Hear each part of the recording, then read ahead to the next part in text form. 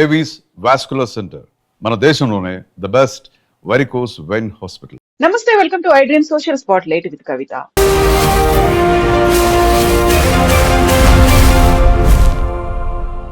నిర్మలా సీతారామన్ నిన్న ప్రవేశపెట్టినటువంటి బడ్జెట్ గురించే దేశమంతా చర్చించుకుంటోంది.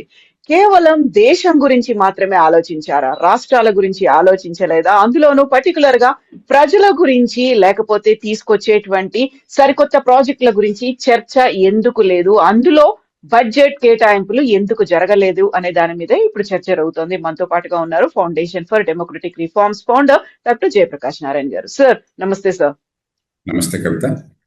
సార్, ఈ ఎప్పుడు మనం రెగ్యులర్ గా చూసేటువంటి బడ్జెట్ లాగా నిన్న అనిపించలేదు. రాష్ట్రాల కేటాయింపులు లేవు. యూజువల్ గానే ఎలక్షన్స్ ఎక్కడైనా జరుగుతున్నాయంటే ఆ రాష్ట్రాలకే బడ్జెట్ కేటాయింపులు అనేవి ఉండేవి. అలా కాకుండా చాలా సాదా సీదాగా ఉంది ఈ బడ్జెట్. కేవలం ఏవో లెక్కలు చెప్పుకుంటూ వెళ్ళిపోయారు తప్ప కేటాయింపులు లేవు అనేది. మీరెలా చూస్తున్నారు సార్ ఈ బడ్జెట్ ని? కవిత, మనం బడ్జెట్ అంటే మనం చూడవలసింది ఒకటి, ఆర్థిక వ్యవస్థ ఎట్లా నిర్వహిస్తున్నారు, ఎంత ఆదాయం వస్తోంది, ఎంత ఖర్చు పెడుతున్నారు, మరి పరిమితి మించి అప్పులు పెరిగిపోతున్నాయా, పిల్లల మీద భారం పెడుతున్నామా, ఆ డబ్బు ఎట్లా వినియోగం చేస్తున్నాము, రేపటి భవిష్యత్తుకి పునాది వేస్తున్నాం. ఈ 4 చూడాలి. దాంతోపాటు ఫెడరల్ వ్యవస్థలో మీరు అన్నట్టుగా రాష్ట్రాలకు నిధులు ఏ మేరకు పెడుతున్నాయి అన్నది మనం ఆలోచించాలి. ఒక్కసారి చూస్తే మొట్టమొదటిది, చాలా గడ్డు కాలంలో ప్రపంచం అంతా ప్రతికూల పవనాలు వీస్తున్నాయి. చాలా దేశాల్లో బడ్జెట్ అదుపుతిప్పిపోయింది. అప్పుల భారం పెరుగుతోంది, ఖర్చు పెరుగుతుంది, ఆదాయం తగ్గుతుంది, ఆర్థిక ప్రగతి మందగిస్తుంది. కానీ మన దేశంలో సమర్థమైన ఆర్థిక నిర్వహణ వల్ల గత 7-8 సంవత్సరాలు 10 సంవత్సరాల కారణంగా మనకి కోవిడ్ వచ్చినా కూడా, ఈ మహమ్మారి వచ్చినా కూడా, కోవిడ్ తర్వాత ఆనాడేమో అప్పుల భారం పెరిగిపోయింది. ఎందుకంటే ఆదాయం తక్కువ ప్రభుత్వానికి, ఖర్చు పెరిగింది. అటు వ్యాధి నివారణ కోసం, వ్యాధిని నిరోధక కోసం చెప్పని, రెండో పక్కన మరి ఈ కష్టాల్లో ఉన్నటువంటి సామాన్యులకి కొంత భరోసా ఇవ్వడం కోసం చెప్పని ఆదాయం తగ్గింది. అందుకని ఆనాడు మన అప్పుల భారం 9.2%. ఈ శాతం ఏమిటి? మొత్తం జాతీయ ఆదాయంలో 9.2% అప్పు చేశాము. ఆర్థిక మంత్రి నిర్వహణ వల్ల, ప్రభుత్వ నిర్వహణ వల్ల గత 4-5 సంవత్సరాలుగా క్రమక్రమంగా తగ్గుతూ వచ్చి ఈ సంవత్సరం 4.4%కి పరిమితం చేశారు. వచ్చారు 4.3%. ఒక 4-5 ఏళ్ల లోపల మొత్తం అప్పుల భారం దేశం మీద బాగా తగ్గే ఏర్పాట్లు చేస్తున్నారు. అంటే గొప్ప విజయాన్ని సాధించారు. మామూలు అంకెలు చెప్పడం తప్ప, అప్పులు పెరగడం తప్ప విజయం సాధించలేదు. తెలంగాణ తీసుకొని, ఆంధ్రప్రదేశ్ తీసుకోండి, ప్రతి సంవత్సరం అప్పుల భారం పెరుగుతోంది, ప్రతి సంవత్సరం లోటు పెరుగుతోంది, అప్పు తీసుకునే మొత్తం పెరుగుతోంది, ద్రవ్య లోటు అని చెప్పటం, ఫిజికల్ డెఫిసిట్ అది పెరుగుతోంది. కానీ జాతీయ స్థాయిలో తగ్గుతోంది. మన పిల్లలకు మంచిది.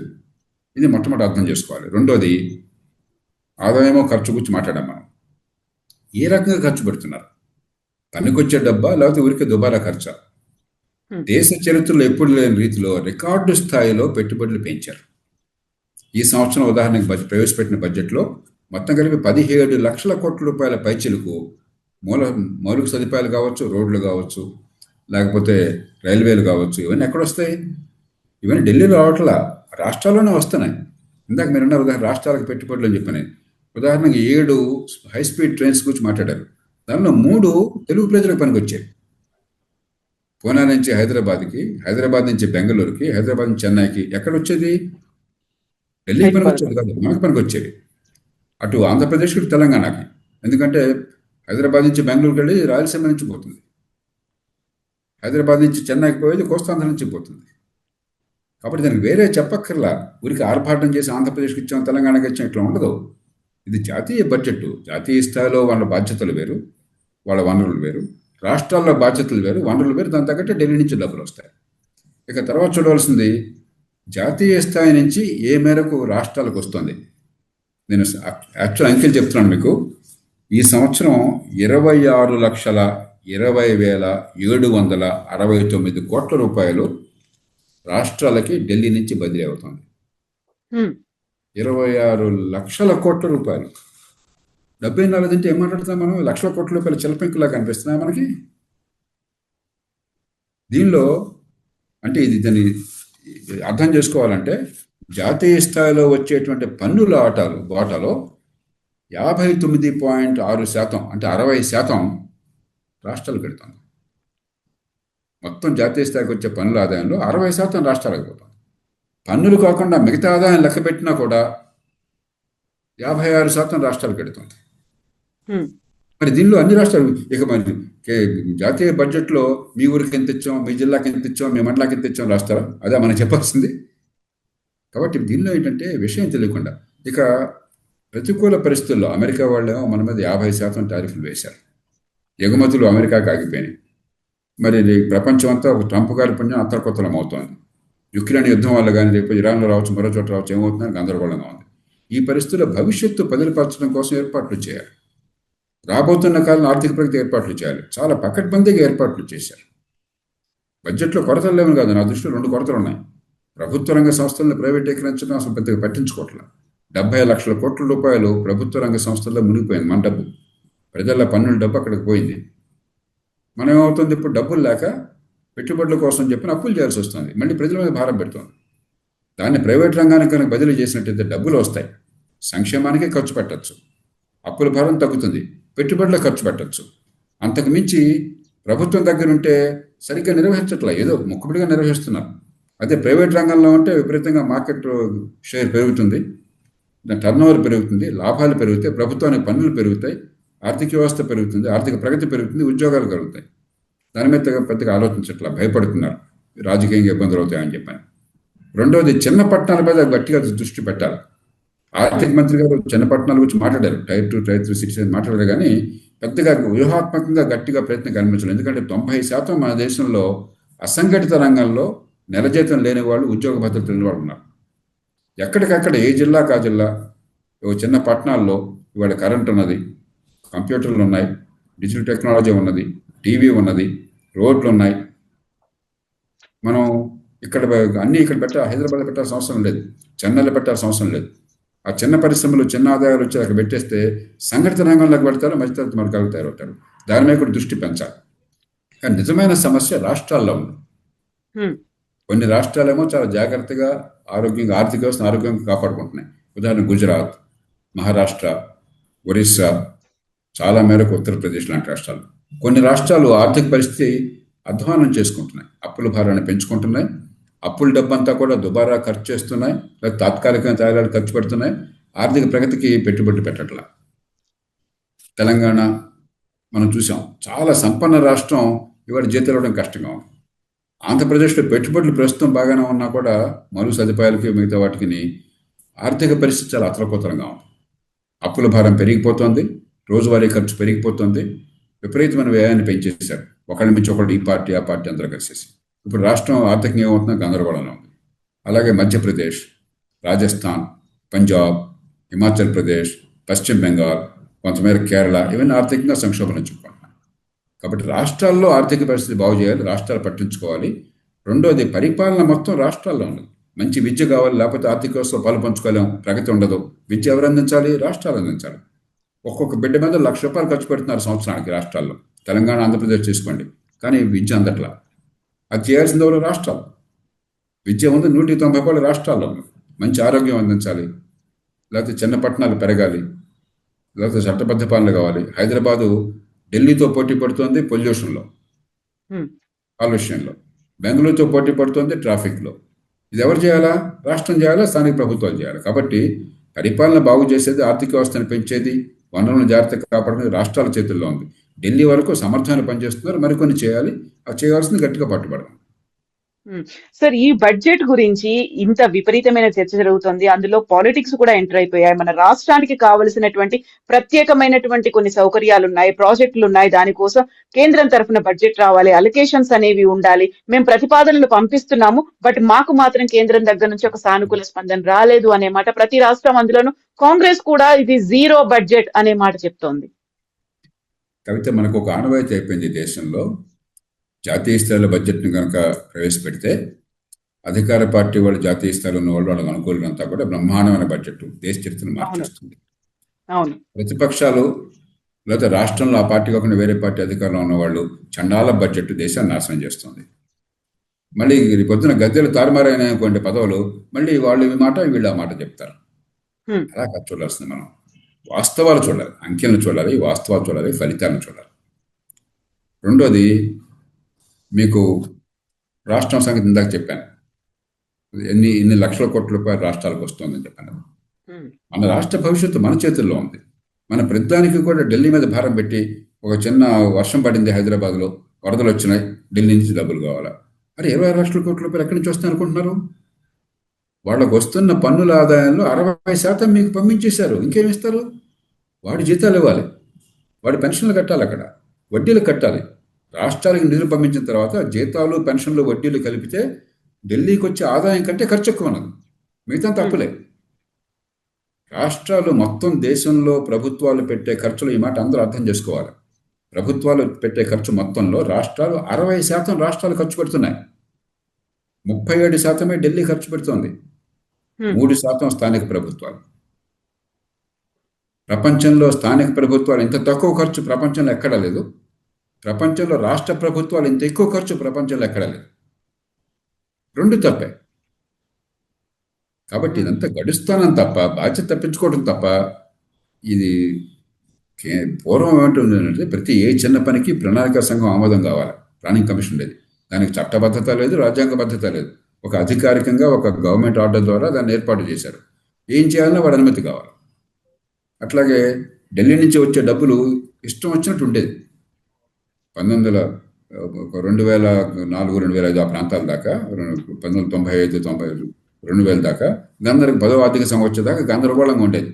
ఈ పన్నులో ఎంత వాటా, ఆ పన్నులో ఎంత వాటా. ఇప్పుడు అలా కాదు. స్పష్టంగా 41% వాళ్ళకి వచ్చిన పన్ను డబ్బులు మనకు వచ్చేస్తుంది, పారదర్శకంగా వచ్చేస్తుంది. అది మీదే ఏం చేసుకుంటారని చెప్పారు. కాబట్టి పద్ధతులు మారినాయి. మనం ఇంకా ఇక్ష్వాకుల కాలంలో ఉండి ప్రతి ప్రాజెక్టుకి ఢిల్లీ నుంచి అనుమతి కావాలి, వాడు సంతకం పెట్టాలి, వాడు ఓకే అనాలి. అది లేదు. ఇప్పుడు మీ చేతుల్లో ఉంది. పూర్వం ఎయిర్పోర్ట్ కావాలంటే మీ చేతుల్లో లేదు, ఇప్పుడు మీరు చేసుకుంటున్నారు. హైదరాబాద్ ఎయిర్పోర్ట్ ఢిల్లీ వాళ్ళు ఎవలా, మనం చేసుకున్నాం, ప్రైవేట్ రంగాన్ని పిలిచాం. అలాగే మీకు పోర్టులు ఉన్నాయి. తీర ప్రాంతం అయితే పూర్వం ఢిల్లీ వాళ్ళు డబ్బులు ఇవ్వకపోతే పోర్టులు లేవు, వాళ్ళు పెట్టుబడి పెట్టకపోతే పోర్టు ప్రైవేట్ రంగం నుంచి వచ్చేస్తున్నాయి. పరిస్థితి మారింది దేశంలో. 60% వనరులు మీ చేతుల్లో ఉన్నాయి. ప్రభుత్వం పెట్టాక 60% మీ చేతుల్లో ఉంది. అందుకని రిటైల్గా ప్రతిదానం చేసి, ఈ రోడ్డు వేద్దాం అనుకున్నాను, మీరు డబ్బులు ఇవ్వలేదు, లేకపోతే ఇగో ఈ సంక్షేమం చేద్దాం, మీరు డబ్బులు ఇవ్వలేదు. ఈ 60% అన్నీ కలిసిపోయినాయ్యా, నువ్వు సద్వినియోగం చేసుకో, మిగతా వాడు చేసుకోవట్లా. సో ఇన్నేళ్ల ఎక్స్పీరియన్స్ లో మీరు ప్రతి సంవత్సరం ప్రవేశపెట్టేటువంటి బడ్జెట్ ని చూస్తున్నారు సార్. నిన్నటిది బడ్జెట్ ఏమో ఎంటైర్లీ డిఫరెంట్ బడ్జెట్ అనేటువంటి ఒక వాదన వినిపిస్తోంది. మీకు ఎలా అనిపించింది సార్ ఈ బడ్జెట్ నిన్న బడ్జెట్లో కొత్త ఏం లేదు, ఆర్భాటాలు లేవు, మరి డంబాలు లేవు, అతిశయోక్తులు లేవు, తాత్కాలికంగా జనాన్ని మెప్పించి రాష్ట్రాన్ని, దేశాన్ని నాశనం చేసే పద్ధతులు లేవు. దీర్ఘకాల అభివృద్ధి కోసం ఆర్థిక క్రమశిక్షణ, మౌలిక సదుపాయాల పెట్టుబడులు, దేశం దీర్ఘకాలికంగా ఆర్థిక ప్రగతి కోసం ఏర్పాట్లు, దాని మీద దృష్టి పెట్టారు. గత కొద్దేళ్లుగా ఆ పనే చేస్తున్నారు, దాన్ని కొనసాగించారు. కాబట్టి మనం ఒకతప్పుడు ఉపన్యాసాలు లేకపోతే చెడ్డ బడ్జెట్ అని, అంకెలతో సంబంధం లేకుండా పెద్ద మైకాసుల్లో పట్టుకుని ఉపన్యాసాలు ఇస్తే గొప్ప బడ్జెట్ అనుకోవటం అది విజ్ఞాన లక్షణం కాదు. మనం చూడాల్సింది ఆ డబ్బు ఏం చేస్తున్నారు, ఆర్థిక క్రమశిక్షణ ఉందా లేదా, ఆ డబ్బు వినియోగం సద్వినియోగం చేస్తున్నారా, వృధాగా ఖర్చు పెట్టి తగలేస్తున్నారా, అప్పుల భారాన్ని పెంచి మన మీద, పిల్లల మీద భారం వేస్తున్నారా, భవిష్యత్తులో ఆర్థిక ప్రగతి ఊతం ఇస్తున్నారా, రాష్ట్రాలను పట్టించుకుంటున్నారా. ఈ 4 రకాలుగా చూస్తే ఈ బడ్జెట్ మంచి ప్రమాణాల బడ్జెట్. అయితే కొన్ని చేయాల్సింది ఉంది. అది నేను చెప్పాను కదా ఇంతకుముందు, పబ్లిక్ రంగ సంస్థలు కావచ్చు, ఇంకోటి కావచ్చు. అయితే సంస్కరణలో కొంతమంది వాదన సరైనటువంటిది. ఒక అవకాశంగా తీసుకునే సంక్షోభాన్ని, మన దేశంలో సంక్షోభం లేకపోయినా ప్రపంచంలో అతి వేగంగా ఎదుగుతున్న ఆర్థిక వ్యవస్థ మన పెద్ద దేశాలు. మన దేశంలో సంక్షోభం లేదు, కానీ ప్రపంచ సంక్షోభానికి మన అతీతులం కాదు. దాన్ని అవకాశంగా తీసుకుని పెద్ద మార్పులు అడుగు కట్టాల్సిన కొందరు వాదిస్తున్నారు. ఇది వాస్తవం, నేను దాన్ని అంగీకరిస్తున్నాను. కానీ ఇప్పటికే కొన్ని చేశారు. జిఎస్టీ కానీ మరికొన్ని మార్పులు కానీ గత కొద్ది నెలలుగా బడ్జెట్తో సంబంధం లేకుండా చేశారు. మిగతా మార్పు కూడా బహుశా బడ్జెట్ సంబంధం లేకుండా వస్తాయేమో చూద్దాం. మనం రావాలని కోరుకుందాం, రావాలని పట్టుబడదాం. సో నిన్నటి బడ్జెట్ అంతా దేశమంతా ఒక యూనిట్ లా కనిపించింది సార్. రాష్ట్రాల వారీగా కాదు, లేకుంటే ప్రాజెక్టుల వారీగా కేటాయింపులు కాదు, రాబోయేటువంటి కరెక్ట్ బడ్జెట్ దేశం కోసం. ఏ రాష్ట్రానికి ఆ రాష్ట్రం మీ బడ్జెట్ ఉన్నది. పారదర్శకంగా మీరు బడ్జెట్లో ఏ జిల్లాకి అంత కేటాయించారు, లేకపోతే ఏ ప్రాజెక్టుకి కేటాయించారు మీరు బయట పెట్టాలా, సద్వినియోగం చేయాలి. అంతేగాని ఢిల్లీ వాళ్ళు చేయలేదు పని. ఢిల్లీ వాళ్ళు చేసేది వాళ్ళ ప్రాజెక్టులు, జాతీయ ప్రాజెక్టుల విషయంలో వాళ్ళు చెప్తారు అంకెలు. ఉదాహరణకి 7 మన హై స్పీడ్ రైలు అన్నారు, 7 ఏంటో ప్రకటించారు. అది వాళ్ళు చేయాల్సిన ప్రాజెక్ట్ కాబట్టి మీ ప్రాజెక్టులు వాళ్ళని మాట్లాడతారు, మీరు చూసుకోవాలి. సార్ ఇప్పుడు 2047 కల్లా 100 ఏళ్ల నాటికి మనం ఏం చేయబోతున్నామో, మన టార్గెట్స్ ఏంటి, ఒక లాంగ్ టర్మ్ లో, లాంగ్ విజన్ లో ఎలా ఉండాలి అనేదంతా కనిపించింది. సో ఇప్పుడు ప్రజలు ఫేస్ చేస్తున్నటువంటి సమస్యలు ఏవైతే ఉన్నాయో దానికి ఒక పరిష్కారంగా, లేకపోతే వాటి కేటాయింపులు అనేవి లేవు. ఇప్పుడు బంగారం గురించి ఏదన్నా అదుపు చేస్తారేమో, 2 లక్షల దాకా వెళ్ళబోతోంది, దాని గురించి ఎందుకు మాట్లాడలేదు అనేటి ఆ మాటలు కూడా వినిపిస్తున్నాయి. అలాంటి విశ్లేషణలు కూడా ఉన్నాయి కదా సార్. బంగారం గురించి మాట్లాడారు కవిత, కొంచెం మనం లోతుకెళ్ళాలి. చాలా మంది తెలియకపోవచ్చు, ప్రపంచం మొత్తంలో అతి ఎక్కువ బంగారం అన్నది భారతదేశంలో. మన దగ్గరే మొత్తం ప్రపంచ చరిత్రలో ఆదిమ మానవుడి దగ్గర నుంచి ఇప్పటిదాకా 191,000 టన్నుల బంగారాన్ని వెలికి తీసి ఉత్పత్తి చేశారని అంచనా. దానిలో 35,000 టన్నులు మన దేశంలో ఉన్నది. దాని విలువ మీరు ఈవేళ గనక రూపాయల్లో లెక్కడితే, డాలర్లు లెక్కడితే ఉదాహరణకి, దాని విలువ సుమారుగా $5 ట్రిలియన్ పైన ఉన్నది. హ్మ్. $5 ట్రిలియన్ పైన ఉన్నది. కాబట్టి ఖచ్చితంగా బంగారాన్ని వెలికి తీయటం మంచిది నా దృష్టిలో. డిమాండ్ ఎంత ఎక్కువ ఉన్న దేశంలో మనకేమవుతుంది, ఎవరింట్లో వాళ్ళు, అందులో మన మహిళలకు బంగారం అంటే ప్రాణం. అవును. ఎవరింట్లో వాళ్ళు బంగారం ఉంచుకుంటారు. మంచిదే, ఎందుకంటే రేపు పొద్దున ఎలాంటి పరిస్థితి వచ్చినా కూడా మనకి జీవితంలో భరోసా ఉండాలంటే బంగారానికి విలువ తగ్గుదని నమ్మకం ఉంది కాబట్టి. కానీ ఏమవుతుంది, ఇనపెట్లో మీరు దీన్ని నిధి పెట్టేసి పాత్ర వేస్తే ఉపయోగపట్టలా. కాబట్టి బంగారం ఎవరిది వాళ్ళకి ఉండేట్టుగా చేస్తూనే దాన్ని మార్కెట్లోకి తీసుకొచ్చామనుకోండి, బంగారము డాలర్లతో సమానం, విదేశీ మారద్రవ్యం ఉన్నట్లు లెక్క.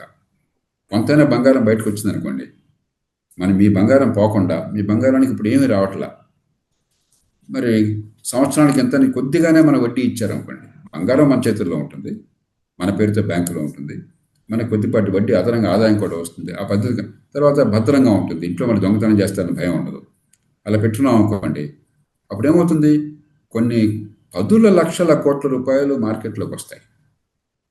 దాన్ని పెట్టుబడులకు ఉపయోగించవచ్చు దేశంలో. ఇప్పుడు పెట్టుబడులు లేక విదేశాల నుంచి కానీ దేశం నుంచి కానీ పెట్టుబడులు సరిగ్గా అవసరం. ఇప్పుడు మనం పేద దేశాల్లో అవసరాలు ఎక్కువ, డబ్బులు తక్కువ, కాబట్టి పెట్టుబడులు ఎవరో పెట్టాల్సిన అవసరం ఉంటుంది. ఆ పెట్టుబడులు లేక అలమటిస్తున్నాం మనం. దానికోసం ప్రభుత్వాన్ని ఇందాక మెచ్చుకుంటున్నాం. ఎందుకని 17,00,000 కోట్ల రూపాయలు పెట్టుబడులు పెడుతున్నారు. 10-12 ఏళ్ల క్రితం 2,00,000 కోట్ల రూపాయలు ఈ దేశంలో పెట్టుబడుల కోసం ప్రతి సంవత్సరం పెట్టేది. 8 రెట్లు పెంచారు. 8 రెట్లు పోతే 20 రెట్లు చేయొచ్చు. కాబట్టి దానికి పథకాలు ఏర్పాటు చేయాలి. కానీ రాజకీయంగా భయపడుతున్నారు. బంగారాన్ని బయటకు తీసుకురండి అని చెప్పంటే ప్రజలు ఎదురుతారన్న భయంతో ప్రభుత్వాలు మౌనంగా కూర్చుంటున్నాయి. బంగారం రేటు మన ప్రభుత్వం చేతుల్లో లేదు. అంతర్జాతీయ మార్కెట్లో బంగారం గ్లోబల్ కమాడిటీ. ఒక దేశంలో ఒక రేటు, ఇంకో దేశంలో ఇంకో రేటు ఉండదు. కాబట్టి బంగారానికి డిమాండ్ ఉన్నది. మన దేశంలో ఉదాహరణకి ముడి చమురు తర్వాత అతి ఎక్కువ విదేశీ ద్రవ్యం ఖర్చు పెడుతుంది బంగారం మీద. కొన్ని సంవత్సరాలు 1000 టన్నులు దిగుమతి చేసుకుంటున్నాం. ఈ సంవత్సరం నాకు ఎంతో తెలియదు, బహుశా 400 టన్నులు కనీసం దిగుమతి చేసుకుంటున్నాం మనం.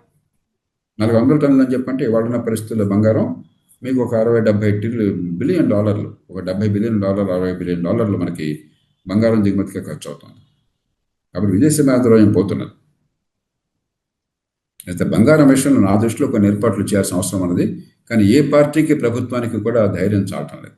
మనం అందరం పూనుకున్నట్టయితే, ప్రజలు అంగీకరిస్తే ఎవరికైతే రేపని నా పని చేయొచ్చు. ఆ బంగారాన్ని సద్వినియోగం చేసుకోవచ్చు దేశం కోసం. ఓవరాల్ గా ఈ బడ్జెట్ కి మీరు యాక్చువల్ గా ఎన్ని మార్కులు అంటే ఏం చెప్తారు సార్? ఎన్ని మార్కులు వేస్తారు? ఆర్థిక క్రమశిక్షణలో 9 మార్కులు వేస్తాను 10కి. రాష్ట్రాలకు వనరుల పంపిణీలో 9 మార్కులు వేస్తాను. అభివృద్ధి గోత్ర విషయంలో 7 మార్కులు వేస్తాను. కొన్ని మౌలికమైన సంస్కరణలు మరికొన్ని చేపట్టడం విషయంలో 5 మార్కులు వేస్తాను. కాబట్టి ఒక్కో రంగంలో ఒక్కో రకంగా. ఓవరాల్ గా అయితే పాస్ అయిపోయింది. ఆల్మోస్ట్ మనం మిగతా అన్ని క్యాలిక్యులేట్ చేసుకుంటే సాటిస్ఫైయింగ్ గానే ఉంది. కానీ ఇప్పుడు మనం ఏంటంటే, ఒక పేద దేశం ఎప్పుడు తృప్తి పడకూడదు. మనం సంపన్న దేశం అయ్యేదాకా ఇంకా చేయాల్సినవి ఉన్నాయి. మంచి ప్రమాణాల విద్య అందాలి, మంచి ఆరోగ్యం అందాలి. కానీ ఇవన్నీ ఈ బడ్జెట్లో తెలియదు కాదు, రాష్ట్రాల్లో తేలాల్సినాయి. కాబట్టి ఇప్పుడు మన పొల్యూషన్ లేకుండా హైదరాబాద్లో కూడా ఇప్పుడు స్మాగ్ కనిపిస్తుంది. నిన్న వాళ్ళ స్మాగ్ కనిపిస్తుంది పొద్దున్నే. ఢిల్లీలాగా మనకు అవుతుందని భయం వేస్తుంది మనకి. ఇవన్నీ ప్రభుత్వాలు చేయాల్సిన పనులు. కాబట్టి కొరతలు చాలా ఉన్నాయి. దానికి జాతీయ స్థాయిలో బడ్జెట్ పరిష్కారం కాదు. రాష్ట్రాల్లో పరిపాలన బాగుపడాలి, కావాల్సిన మార్పులు కావాలి. రాష్ట్రాల్లో కేటాయింపులు బాగుండాలి. రాష్ట్రాల ఆర్థిక క్రమశిక్షణ ఉండాలి. Thank you so much sir. మళ్ళీ మనం మాట్లాడుకుందాం. Thank you thank you. Sir.